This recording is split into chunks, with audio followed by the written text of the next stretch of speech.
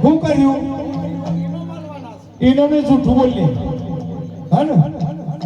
જૂઠું બોલવું છે ને તું બોલ લે મને હાલે તું બોલ અરે પ્રધાનજી અમે અમારી કિંમતી વસ્તુઓ ઘેર ભૂલી ગયા હતા એટલે અમે પાછા ઘેર ગયા હતા અરે ખેડૂતો એ રીતે કઈ વસ્તુ તમે ભૂલી ગયા હતા અમને તો કહો